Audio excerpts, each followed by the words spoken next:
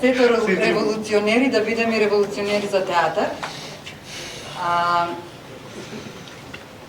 Јас сакам да ве поздравам, да го поздравам ансамблот на Народниот театар од Прилеп.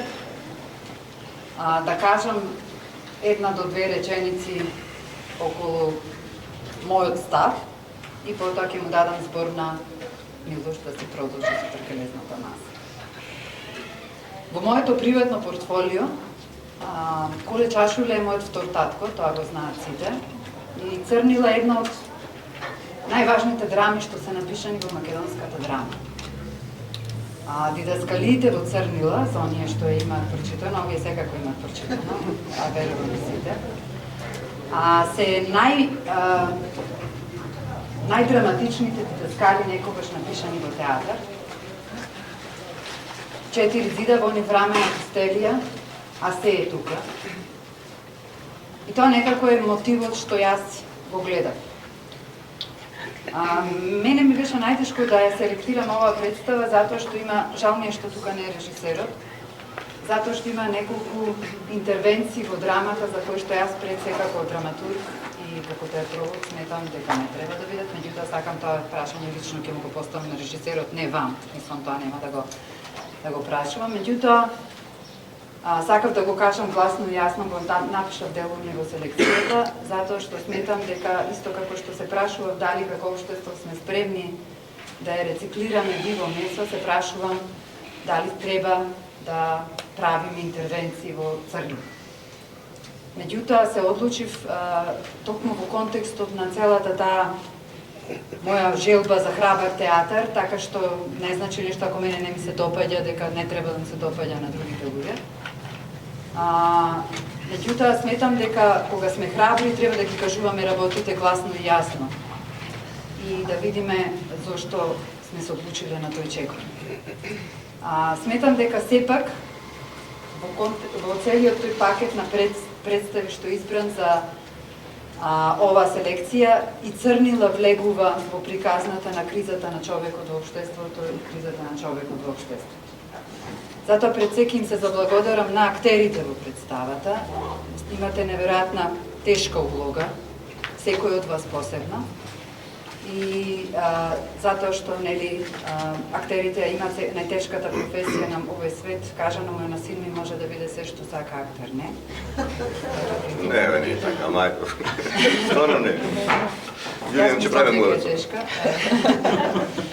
Меѓутоа, нема да ве одземам просто, што нема да сметав дека јас сакам тоа да го кажам денес, затоа што мене ми која смисла подетално ти текстот е сведен безпрековно, која смисла интервенираме поразлично? Јас не мислам дека во оригиналниот текст Луков ги силува сите. Ама има и моменти што Коле Чашуле е многу напреден во тоа време, за мене е многу современ, кај што вели дека е слаб на фезлија. И тие во тој момент слабост, значи како Ајде го ставиме Милош да води, после ќе прашаме и јас и ти, важи. Фала, поведи. Ви благодарам. Добро утро, добар ден, односно и од мене. Чест ми е што серијалот на Тркалезни маси ќе ги започнам токму со прилепската представа, со представата Црнила. Секако протоколарно, како координатор на протокол за време на фестивалот, би сакал да ги прочитам детајлите околу креативниот тим или авторството на представата. Режијата е на Дејан Пројковски, драматург на представата е Лидија Митовска-Ѓорѓиевска, која што е друга присутна денеска со нас. Сценографијата е на Валентин Светозарев, костимографија Марија Попучевска, музика Горан Трајковски, дизајн на плакат Сергеј Светозарев. Секако од актерската екипа се речиси сите тука, освен колешката Марија.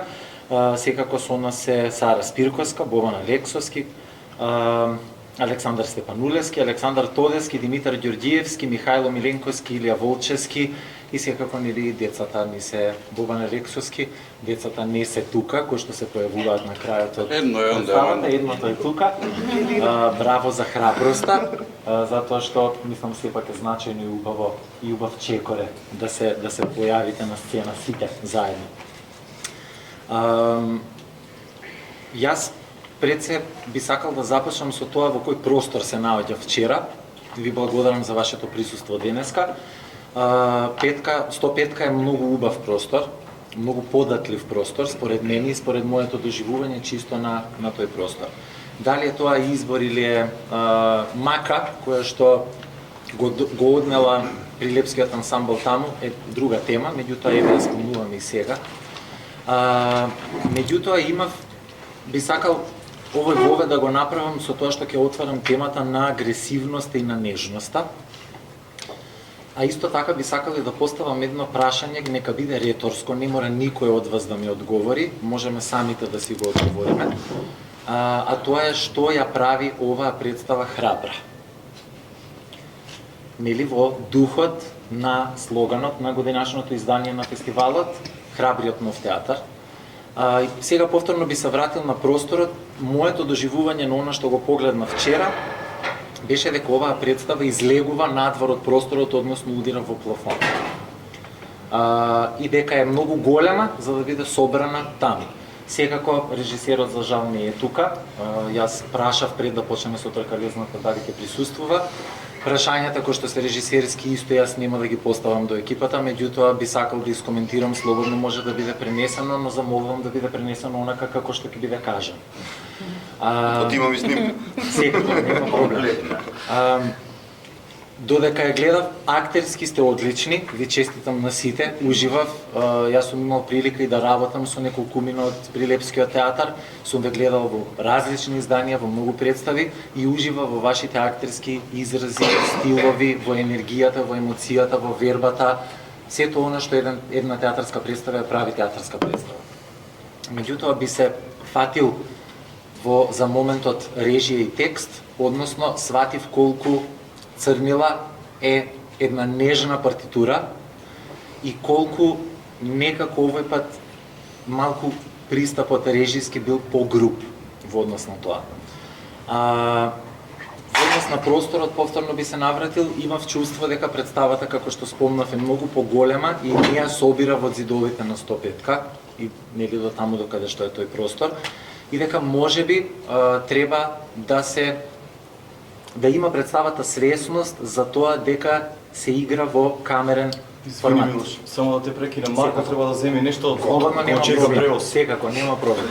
Чекавме да ме вратив дома. А тој срамежлив не може да рече ни запрете ова за ранчето така да имате познат. Не може Кумановци, не може без нас.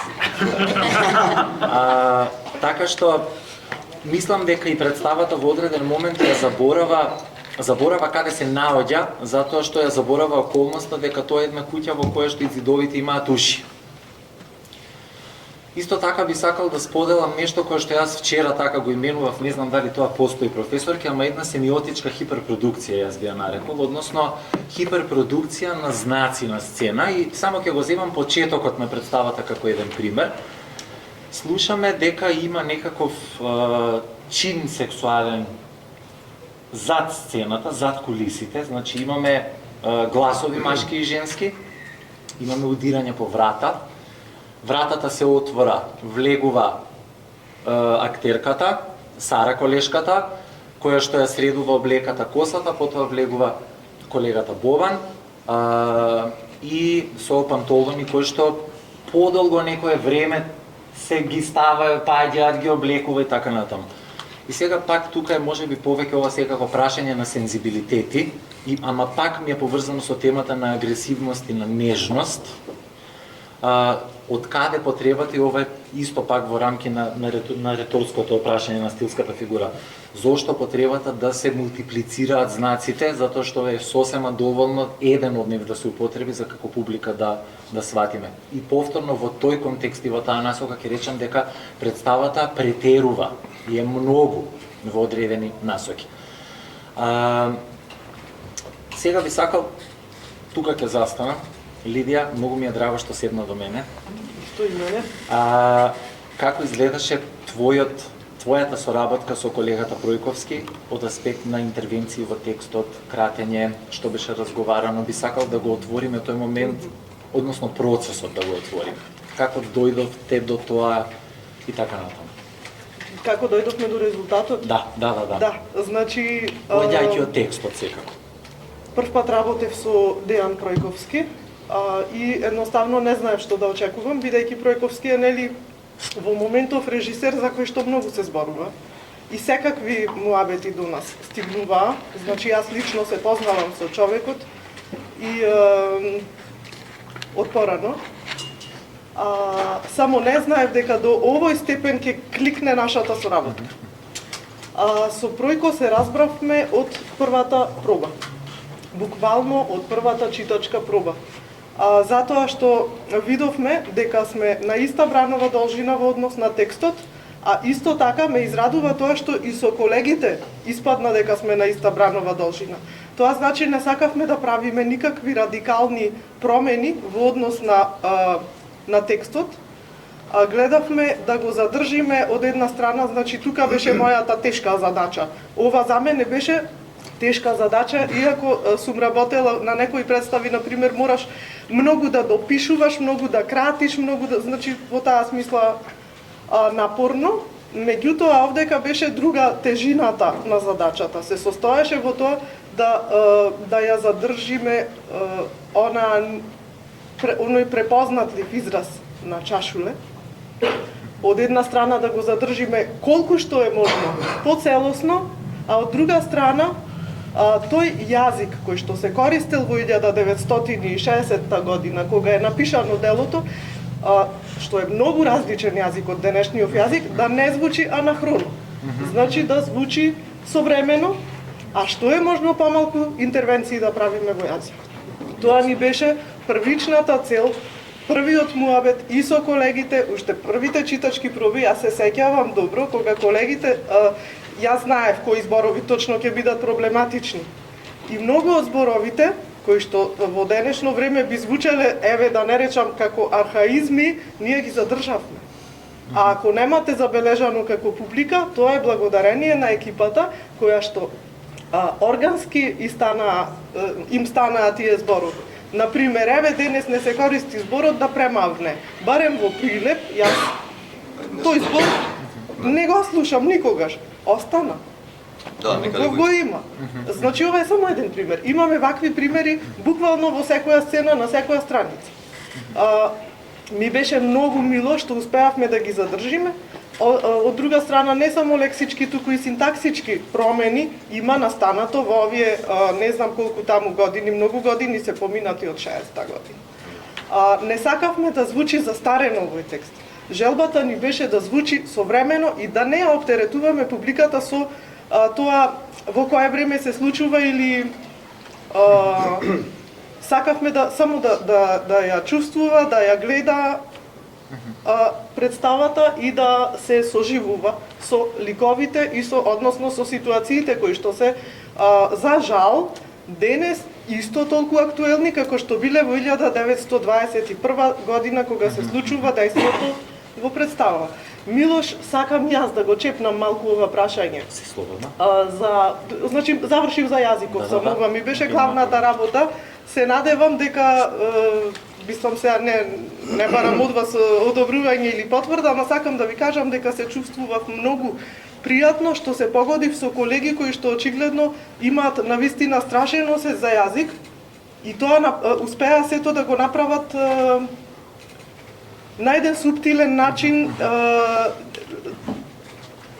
од една страна да се задржи изразот на чашуле без многу интервенции, од друга страна тие ситни интервенции многу, морам да кажам дека многу од нив и самите ги чувствуваа, ги бараа или ги обмислуваа. Тука е исто и режисерот. Со Пројко исто. Значи на тоа ниво бевме целосно синхронизирани. Мислам дека комплетно разбирам, ти благодарам, се чувствува, односно се гледа и барем јас можам да ја прочитам таа тенденција да се некако неутрализира приказната, односно текстот, се извинувам затоа што е напишан кога е напишан за да се доближи до денеска и преку јазичните интервенции, меѓутоа јас би тоа беше направено не само на јазично ниво и преку тие лексички, синтаксички интервенции, туку и на визуелно ниво, значи костимски, затоа што имаше елементи од некое друго време, меѓутоа имаше елементи од ова време, исто така и сценографски, ама некако сето тоа ми остава ми ја остава представата сега пак можеби за режискиот дел се фаќам, да ми лебди ни ваму ни таму. А дали имаш потреба да се лоцира точно во конкретно време и на конкретно Па место? мислам дека со тоа што веќе го имаме Ѓорче Петров како централна фигура која што е присутна со нејзиното отсуство во текстот, е многу силна назнаката кога и каде. Се разбира, временски меѓутоа ние сакавме, јас барем така чувствувам, сега не знам ако некој од вас не се сложува слободно нека ме прекине. За мене големината на ова литературно дело кое што јас пред се го гледам како литературно дело, а не како опис на историски настан, за мене не значи Ѓорче Петров вистинскиот Ѓорче Петров. Добро. За мене Ѓорче не би Петров требало, значи мислам, многу е значи време. нас сега носи- во ова време не интересираат денешните Ѓорчевци. Супер, ќе дојдеме до таа тема и чекам. Идните Да стигнеме, секако и идните. Значи Ѓорче Петров е еден вид на парадигма на човек кој што На македонскиот Да, идеал. да, гине за џабо. Дали може, кога сме веќе, не знам како, ама Само извини. Слободно. Морам да не заборавам, ти убаво ги постави сите прашања, уште нешто да одговорам. Зошто интервенција, Пројко ако го види ова му се извинувам што си дозволувам јас да давам моја интерпретација. Мене ме немаше 2 недели или 3 недели од процесов, околу 2 недели син ми си скрши рака. Бев на болница во Скопје. Читаме текст, си читаме едно 200 пати, текстов е тој што си е, се учи полека, се поставува по полека малку мизансцен и јас заминувам, од еве ваков несреќен случај, и се враќам на проба и гледам, да не се изразам погрешно, бев просто шокирана од тоа што го видов на сцената во однос на, како да кажам, интервенциите во однос на, еве да се изразам, дејството, ремарките или она што рече ти дека немало толку потреба да може доволно е еднаш да се назначи нешто за да ни биде јасно што се случува. Добро, ја видов представата тогаш таква каква што беше, а потоа го отворив текстот и сватив дека фактички за ова што се направило, до што се дошло по интервенција на Пројковски, има сериозна основа текстуална и има сериозна основа фактичка во реалноста. Мене поголема основа како драматург од тоа не ми требаше. Доволна ми беше таа основа. Затоа што во реалноста мислам дека работите стојат и уште полошо од ова што го видовме во представата. Супер. И друго, да дојдеме до тоа. сега се погоди оваа година да се вика фестивалов Храбриот нов театар. Јас ова, значи мотото е Храбриот нов театар. И јас ова го гледам, еве, ако треба, немам намера да правдам било што, било какво читање. Ова е едно храбро читање, режисерско читање на текстов. Јас мислам дека секој режисер, кога има визија, има право да го направи тоа. Се разбира, ако има основа, ако нема основа, треба да измисли, ама во случајов имаше сериозна и текстуална и фактичка основа за ова сето да се направи. Јасно, се согласувам. Ја доживувам исто представата, прилично режисерска, се темели на режисерски концепт, интервенции, читање, гледање и така натаму, и мислам дека може би да бил некој друг ансамбл, дека тоа поинако би поминало и завршило. Сосема поинако поразлично. И секако ова го кажувам во насока на тоа да кажам дека вие како актери на вистина знаете што правите и знаете да се носите со режисерските задачи, барање, и дека одлично сте влезени и го разбирате концептот кој што е, и дека изведбите вчера ви беа супер. Би сакал во однос на актерската игра, она што првично го забележав како течеше и се развиваше представата е кога се појави Степануле на сцена со неговиот лик, дека жанровски, стилски се издвојуваше од претходно што играа колегите, односно Сара и Боган. Дали тоа беше намерно, како се дојде до тоа решение, тој процес како изгледаше, дали тука има нешто од Меерхолд или само М од Меерхолд или нешто и така натаму. Се разбира. Чисто да. Намерата Го доживеав како драма queen. Да. Ликот. Кога влезе. Драма и беше. Да. Се разбира, во пристапот, секогаш, мислам, студентите ги кажуваме дека во еден момент тие се две вештини кои што секогаш ќе се преплетат една со друга и едното ќе помогне другото. Односно креацијата комплетно, така. Така што дали имало ръководители или не, сигурно. Сигурно во тоа. Колку е свесноста за тоа намерата, намерно, не би го одделил сега во овој момент, затоа што тренување на пристапот на еден човек кој што ќе ја смени визурата за нештото, така, кој што ќе ја менува во правецот, кој што ќе ја менува понатаму, прво од самата драма и во постановката, така, сите тие нешта некако ми идеа плавно, да речем, нормално во тоа, како тргне да се развива, како почне и како почне да се развива тоа цело. Така што во однос на тоа, да. Баш така, двете работи, тате микс, мешавина на едното и на другото, кое што го подпомага или го збогатува само и дејството, и мизансценот, и односот партнерски кон колегите, тоест кон ликовите кои што се внатре. Во однос на, ако е драма квин или централ водач на приказната, нели го од старт до крај. Јасно. Благодарам.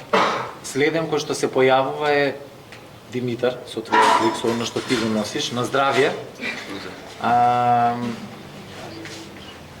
И тоа ми беше еден трет слој, како трет сензибилитет на сцена кој што се појавува во тој аспект. Зборувам затоа што на почетокот ги имаме Бован и Сара кои што играат еден сензибилитет, кој што е притоа многу набиен, длабински, значи има присуство, па потоа ние Степанове, па потоа ти кој што носиш нешто сосема, секако дека ликовите се различни апсолутно, ама од аспект на актерски стилови и жанрови внатре во представата, исто гледам една лепеза од повеќе, дали беше интенционално, дали како дојдовте до тоа, секако режисерот е одсутен, ама ако може да ми отворите од тоа, дали беше дискутирано, разговарано? Апсолутно. Да. Беше однос на тоа прашањето, да.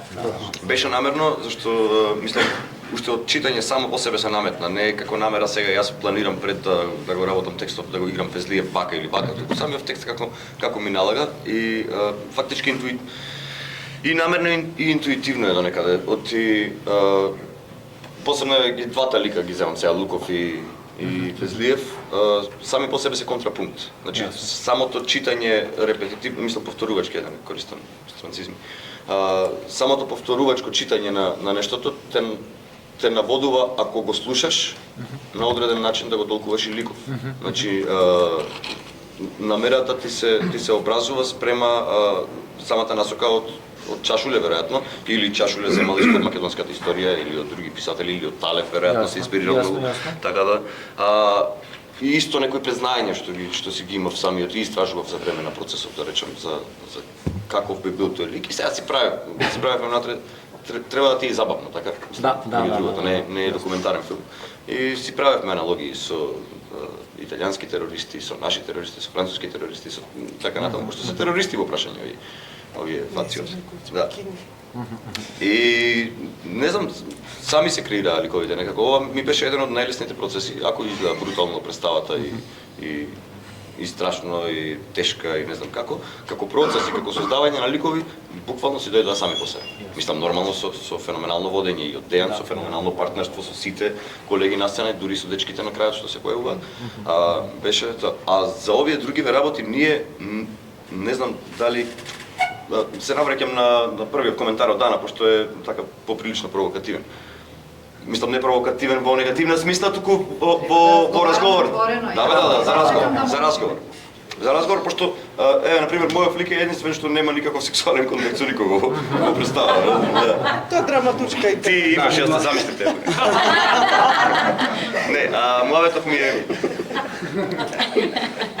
се навикнуваме некогаш едноставно на нешто што и си го земаме здраво за готово. Јас така сметам. Мене ми си има случајно исто со текст што си го обожавам или со филм што сум многу навикнат и сега гледам ремейк и во ремейк нешто скроз да викам треселе глупости сега.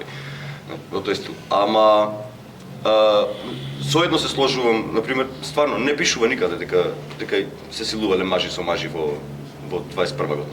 ама никаде не пишува дека не се силувале. Ја немам проблем со... Да, знам, имаш проблем со интерпретацијата на Чашур. Ама од друга страна па, Коле Чашур го пишувал текстов која година? 6, така? Да, гледаме филм, например, од Елија Казан или од Хичкок од тој период, бакнеше, така. Гледаме филм сега, во модерно време, со иста тематика, многу поинаку изгледа, и бакнеш, и секс сцена внатре, и се. Сакам да кажам, Коле Чашуле, веројатно, ако би имал можност и поголема не храброст. Такво било времето. Значи, ако не би имало цензура, ја мислам дека би напишал такви сцени брутални. Пошто станува збор за исклучителни тешки гнаси.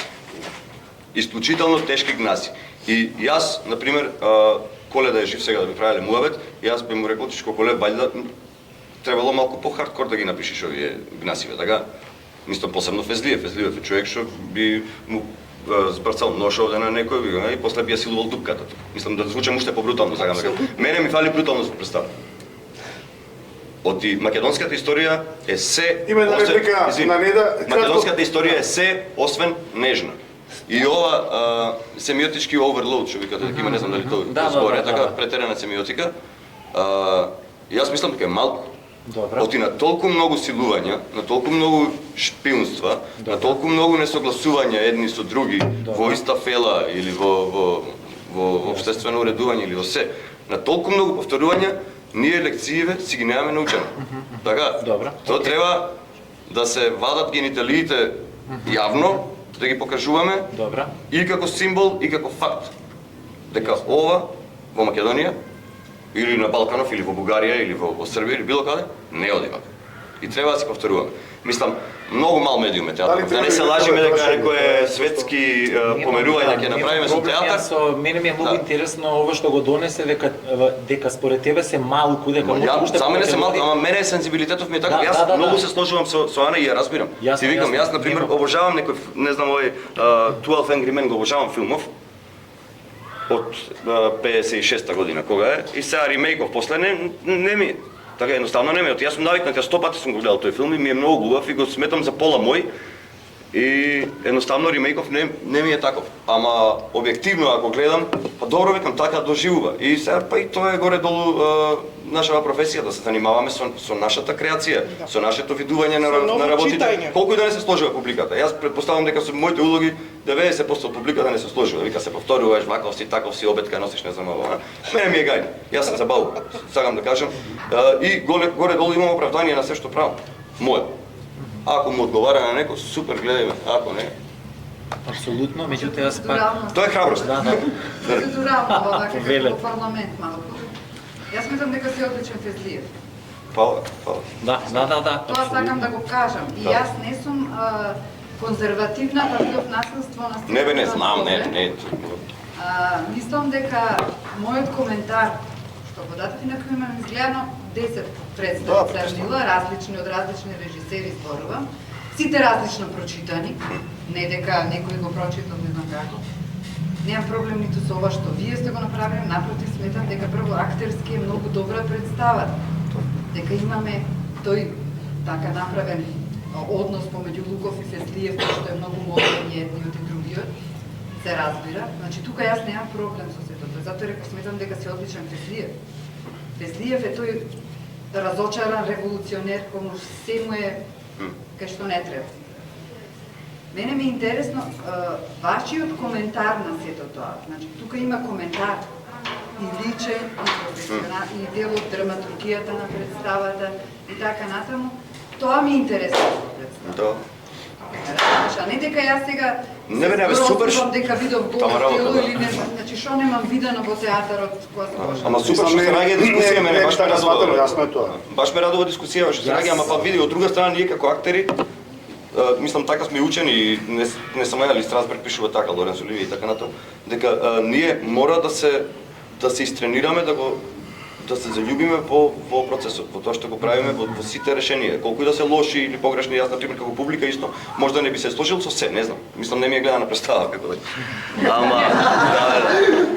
Ама како актер, јас морам цврсто внатре да верувам и да ги носам работите во мене, за ти да ми веруваш како публика. Мислам, добра, ти си професионална публика, пак, ама така публиката Да верува. И јас морам дупло да верувам за публиката мене да ми верува. И си ги бранам сите решенија и сите улоги, и сите представи, сите колеги, се си бранам нато.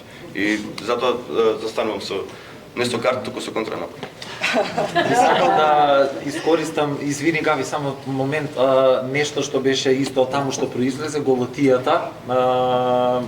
Исто и јас сакам да заземем една позиција, дека немам проблем со се што гледам. Чекај да се приберам малку. Меѓутоа, не, тоа беше едно парче во представата, еден момент каде што излегуваат два лика, влегуваат во када. При тоа никаде претходно во представата таква голотија не се појавува, има нешто поминимално и така натаму и така натаму. Она што се случи со мене кога го видов тоа парче во представата вчера, ме врати на 2000, не знам, пред 13 години, 14, и сватив дека јас од тогаш до сега немам видено голотија во представа. Ме разбирате? Да. Си ги пропуштал тие. Како? Си ги пропуштал со голотија. Да, намерно не сум одобрав голото Светлото е. До светлото. Уште еднаш честитки на сите, мислам и Михајло, и Сара, и Александар, исто така, и Марија колешката сакам да ја поздравите. Сите ликовите ги имате направено со ваша актерска мерка, за режисерската мерка во друга прилика, во втора епизода на подкастот ќе зборуваме. И секако Илија, кој што дали може да замолам чија реплика беше кога вика Диме вика, односно твојот лик, дека младичот кога би го замислил, баш вака би го замислил. Така што мислам дека е тоа еден многу точен каст на поделат за тој лик. И секако одлично уште еднаш за сите како екипа. Би сакал да се фатам за визуелниот момент за сценографијата. Накусо само во однос на крстовите на гробовите, наси нам некој што ќе ни прави дека ќе си помине туку така, само некој селфиња ќе направат без познавање, без однос кон тоа што било и така натаму. Дали е тоа или има нешто друго? Дел е тоа, мислам гробиште и парцели се тие белите глини. Да. Мислам така беше разговарано, крстовите се нормално гробови, а после целата гробница наша се претвора во музеј. Музеј на ВМРО, музеј на евреи, на што сакаш, мислам рече, сега во случај в музеј.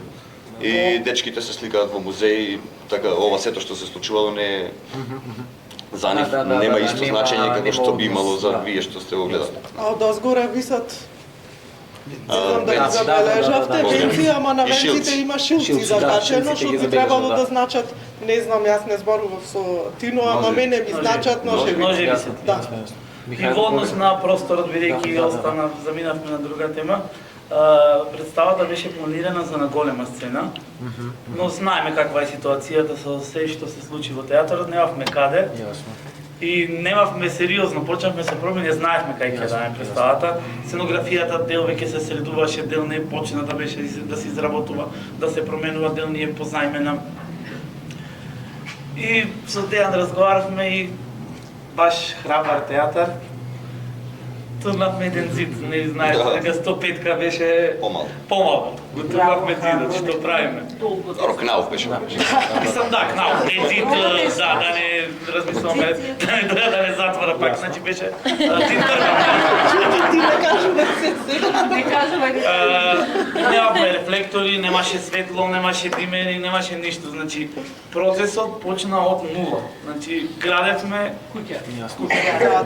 Градевме сцена која што навистина е далеку од театарска сцена, далеку сцена која што гледам многу пати, читам се коментира дека го сместивме таму театарот, не е точно дека го сместивме таму театарот, тоа е место каде што интимно место, наше место кое што верувам луѓето кои што влегоа осетија дека има душа. Наше место за да ние преживееме. Се надевам дека нема да биде долго. Привремено, но нашиот театар мораше да живее. Благодарам на колегите кои што работеа во навистина. Привремено и после би играле таму, мене ми е. Мислам дека да, има многу убава душа, многу имавме гости и сценографијата е игратена и можеби затоа ти дала дека изгледа. Добро, градот доби една функционална сцена, камерна која што е навистина. Таа беше претходно и 105-ка. Се регулираат, нели, со подготвениот проект за реизградба на театарот, нели? Ви посакувам оваа сцена да ја задржите. Да, и мислам дека треба да се врати. Наистина е. И треба да функционира како што функционира Public Room во Скопје, како што има така, не знам, џебно кино. Јас би сакал последното нешто да го споделам, чисто да отворам една тема, да продискутирам и потоа на Габи ќе се вратим и секако ќе го отворам просторот за публиката да постави прашање или да сподели коментар за представата и би завршиле секако. А тоа е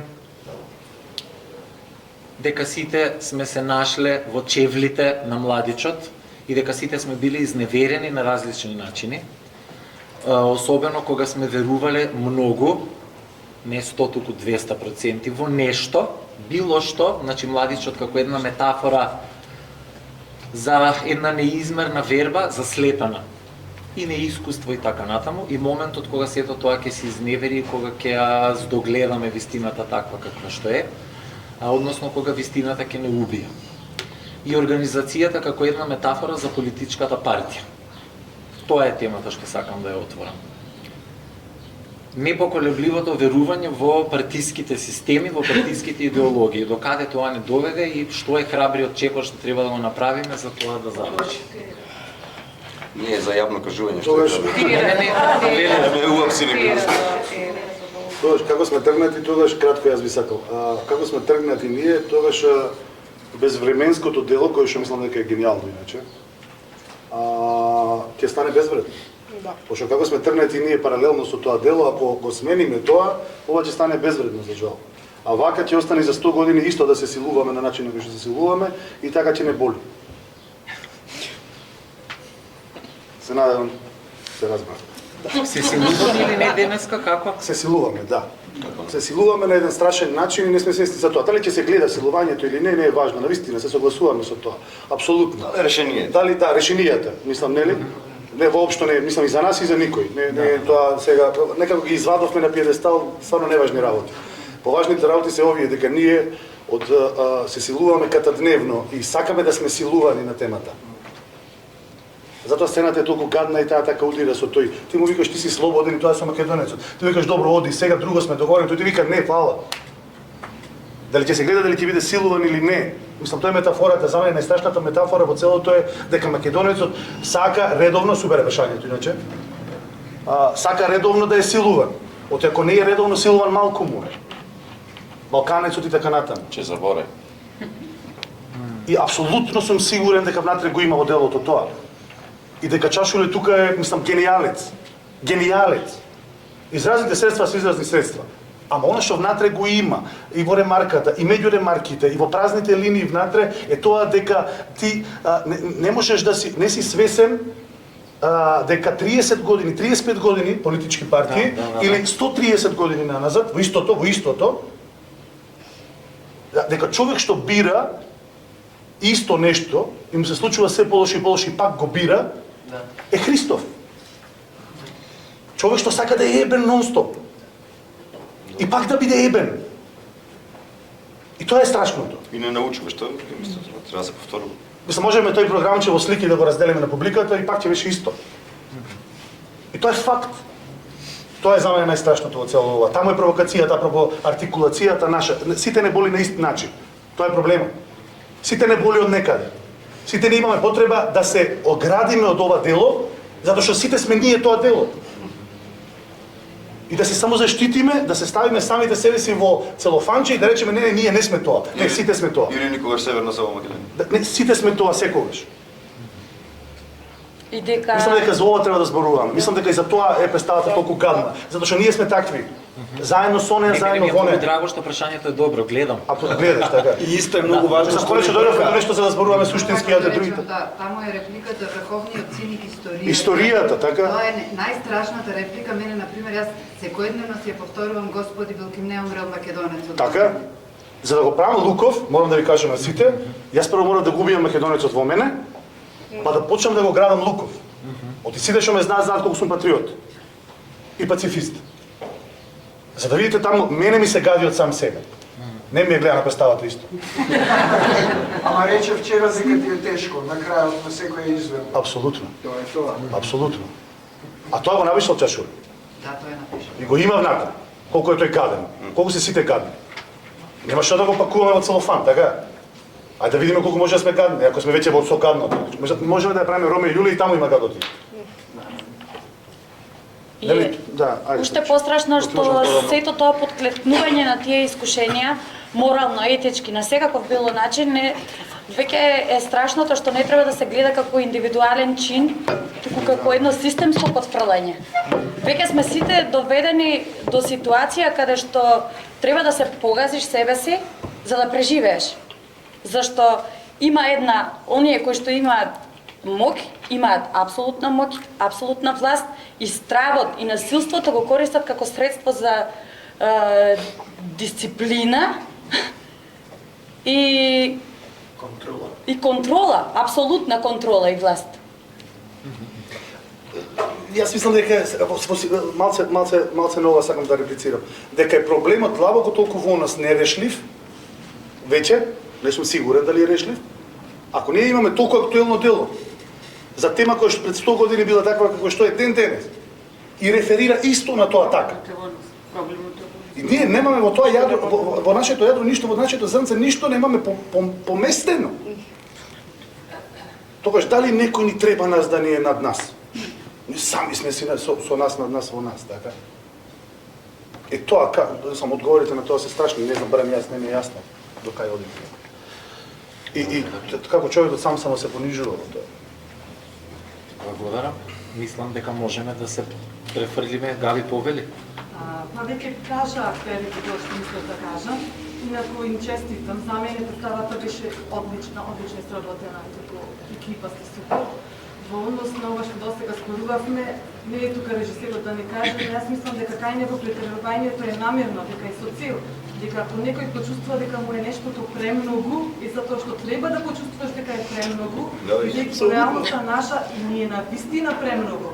И не само на национално ниво, тукува предавство, нож во грб, нож во очи или не знам каде, и во семејни односи, и во сите можни односи, секој на секого му ја 3 точки мајката, така што представата тоа го покажува. Што се цензурираш, што не кажавме за сега? Кажи се кажавме овде, готово. И секако представата не е за сечи стомак, меѓутоа и ова што го живееме е тешко за варење, така што тоа е уште потешко од представата. Само да кажа колку е гениален Чашур. Мислам на вистина. Отвараме прва проба, читани 100 патита за испитите за било што, отвараме прва проба и си викаме што ќе правиме, што направиме. Мислам го имам, се така. Само треба сега да се согласиме. Страшно, нели? Мислам моето чувство на... Благодарам. Повелете дали некој има прашање, коментар да сподели слободно.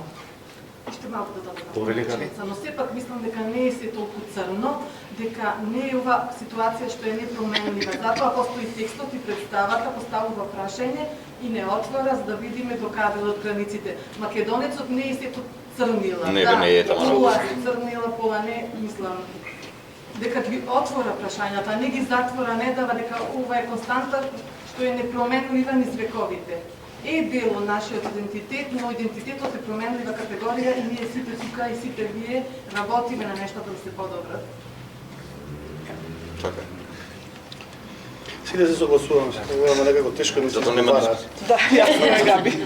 Јас сакам да дадам нешто на ова Димитар што спомна дека не сме многу голем медиум за да реално не сме. За да покажеме, да окажеме нашето мислење. Напротив, мислам дека можеме да видиме огромен медиум за да окажеме она што сакаме да окажеме. Штета што режисерот не е тука и драматургот и музичарот за да си кажат сите Тука сум ја. работи, да си кажат сите своји ставови.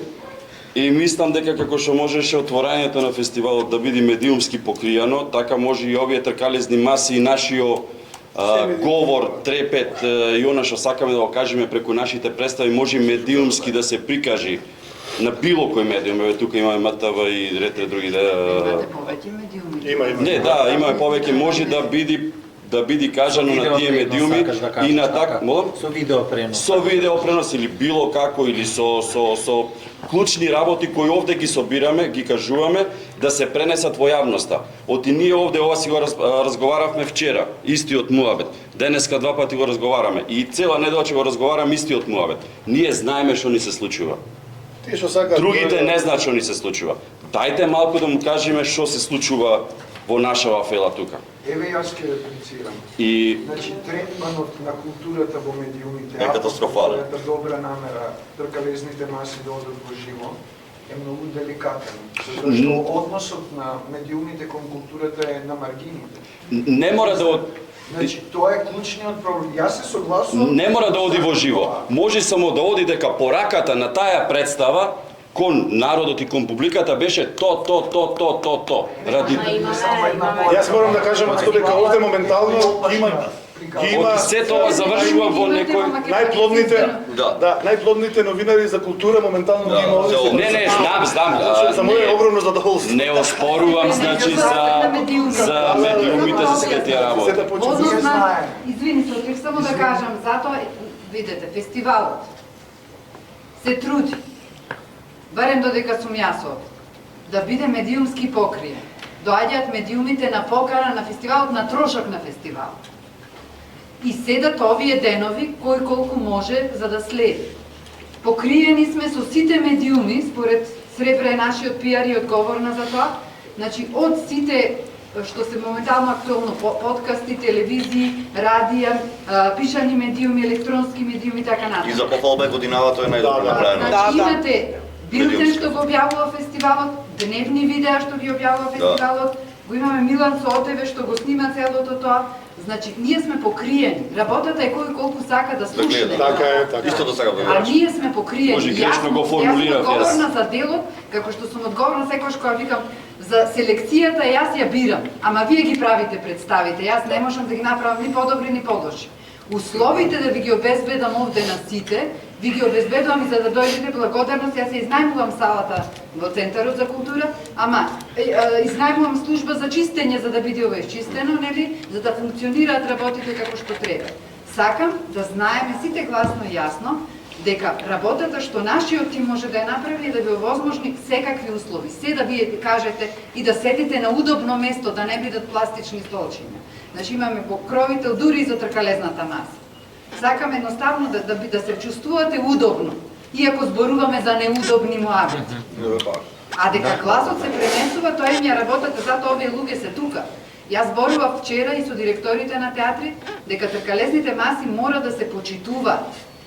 Како што ние ве почитуваме да дојдеме како публика да изгледаме представата, и театарот треба да ја почитува публиката да дојде на тркалезна маса, ви благодарам од срце затоа што сте сите тука што сте вклучени, затоа нели со исклучокот кажавме, затоа што се борите за вашата представа. Тоа е важно. Како што јас се борам за мојот фестивал сега кога ме чепнавте, така и вие се борите за својата представа. И тоа е поентата на тркалезната маса. Не е поентата на тркалезната маса да си кажеме сите колку сме убави. Убави сме, фала Богу не родиле нашите мајки преубави. Работата е да кажеме што сите некако, јас имам проблем со тоа што се задкулисно се кажува. Знаете, ке чепне некој нешто позади кулисите. Кажи ми го директно. Не ми раскажуваме приказни, големи сме, возрастни сме. Затоа имаме оваа позиција да зборуваме. Сакав ова да го кажам, чисто не беше тоа тебе, Александар, чисто да го кажам. Јасно и Да кажам за сите присутни тука и фала ви што ви имате толку голем број. Едноставно мора да се зборува гласно. Не, годинава фестивалот е медиумски најдобро што. Апропо ставот на Александар, тоа е многу добра идеја и тоа функционирало пред 30 години, може би 40 на МТВ, кога секоја вечер се пренесувале хроники и ги воделе колеги од културна редакција на МТВ и Дубише Георгиевски како режисер еден период. Значи денес на телевизија тоа е мислена именка, тоа е незамисливо, не затоа што ние не сакаме и што немаме капацитет да го направиме, затоа што телевизиите во основа се свртени кон друго, многу по-комерцијално. Имаме простор минута, 2, 3 преку сила за викендање, и тоа на вести. Значи нема веќе медиум во Македонија кој ја третира културата детално. И се оправда. Па ништо не третира, не само културата, се шпански серии третира. Максимум колку што може. Не ова да се оправдам. Само да споделам дека ситуацијата не, напротив. Јас сакам да ве поздравиме ние вас, што сте останати последните мухиканци на темава, оти ние барем имаме по некоја сцена, некако и одлично ќе направиме 105 ќе турнеме два зида, а вие не можете да турнете ништо и на вистина сте, мислам стварно го знаеме ова и сакаме да ве поздравиме од другата страна затоа што ако не сте уште вие во однос на тој дел за присуство во медиумите, затоа што има многу начини како сме присутни. И во однос на тоа јас сум спокоен, како се оди напред со технологија, ние сме се по безбедно место за животарање. Театарот ќе биде на се поголем пиедестал во иднина, ние сме среќни луѓе, се посреќни и посреќни во однос на светлото од Габи. Нели? Да. Може само нешто да додадам за присутноста и отсутноста. Како не? Медиумите работат тоа што го работат. Се гледа, не може да се прескокне. Колку се можностите е друго. Ни недостасуваат директорите на театрите кои мора да ослушнат тоа. Први луѓе се. Недостасуваат представници на тркалезни маси зборуват. Не само на свеченото отворање да ги видиме во костум и така. Зошто не недостасуваат? За таму се вие сте за ова. И на тркалезните маси. Представник од Министерството. Па секоја година праќате програма, ви ги оценуваат комисиите, ви бришат, ви доделуваат 3-4 денари наместо и така натаму. Ај се тие. Колку и да зборуваме за културата 150.000 години. Тие само на отворење и затворење. Тие режисерите. Се извинувам, ама Пројковски веќе има 2 представи од почетокот, не го видовме. Може би е оправдано работа, да не да пробач. Меѓутоа, фестивалот заслужува да го има, да биде тука. Како и директорите, како представници од министерства, како сите чинители. Па и да се замислат малку. А ние само зборуваме во воздух. Толку им вреди фестивал, 60 години. Ова е историја, ова е театарска уметност. Прилеп, како рече, планиравме за на голема сцена, немаме голема сцена. Па ајде 105 ке ја направиме совршена. Супер што ја имаме и незе. Срамота е што ги нема. Срамота е. Веќе е ова непочитување на театарската уметност. А ви решаваат за судбината кој проект ќе ви помине и колку пари ќе ви дадат. Калигула со 3 банки, ова со 5 банки. На Шоличи ова. Тоа е одраз на општите ова е доказ, например, од друга страна. Црнила горе-долу ја гледавме вчера, така. Не може, како силаеме и караванот ќе помине. Не сум за културни, за политички прашања. А едно нешто многу драгоцено цела пригазна, овде има публика, луѓе кои што се сите љубеници на темата, бети така, кои што се љубеници дошле. И искрено мене, ако ме башате ич, не ми треба никој од тие листите директорите, туку овие дечки овде што се дојдени, што има волонтери, љубени во тоа, ама со нив ќе обстане приказна, со другите не, нив ќе ги снема, ќе се сменат. Како советниците сега од општина што дојдат. Сега како што сме овде најдовме револуција да. Јас сум и за тоа. Зашто морам да го кажам ова апропо нашиот Црнила. Завчера кога се некако сум со градоначалници, со овде ми се дојде. Кимка на сите. Немам намера. Никаква. Ако треба ми намера па става градоначалник. Значи завчера кога заврши приказната на отварање, нели со сето отварање завршивме во 12:10. И во еден заврши приказната, имаше инспекција, пазар на некој пратил, прва работа. Втора работа, 20 од советниците си заминаа разочарани во 1:20 и викат, отиве ништо немаш, ништо не се случува. Вие сте советници, на совет требаше да го решите во. Ама прв пат идат, тие појма немаат дека после 12 почнат. Кај дошле? Ти не знаат дека а овде живеат на 5 минути. Најстрашно е што мислат дека се ненадлежни. Прилеп град театар. Ти благодарам Стефануле. Театар на секаде. Апропо, сега не може само за ново градоначалник скопи, сака ви за овие малку. Секој смисла на СПС. 6-7. Само ќе ве замолам за 30 секунди од вашето време за да затворам соодветно прашањето нека остане реторско, односно што ја прави оваа представа храбра и ќе повторам, односно ќе поставам уште едно прашање, дали агресивноста или нежноста е похрабра? И мислам дека во зависност од тоа, од просторот во кој што се наоѓаме, исто како и представата, за која што сметам дека 103 ја премал простор, 105-ка? Да, 105-ка е прега. Мислам дека и агресивноста и нежноста треба да го најдат својот простор за да се остварат како храбри. Милош, само да пробам на твоето риторичко прашање. Поентата ми е... Знам, ама гледај колку се нежен се. Нема да дам конечен одговор. Само сакам да кажам, пак е филозофски одговор, да речем, во некој смисол. Да, значи, представава ја прави храбра или не, ракурсот на гледање, според мен. Значи, тука е, така. Како Мона Лиза што ја прави исто. Ракурсот, како огледалото ракурсот што го прави, ја мислам дека и представата ја прави храбра или не, ракурсот на гледање. Значи, може да е храбра, може да е перверзна, може да е лоша, може да е добра, може да е млака, може да е силна. Ракурсот. Така, извиниш. Нема на што. Честно бил. Ви благодарам.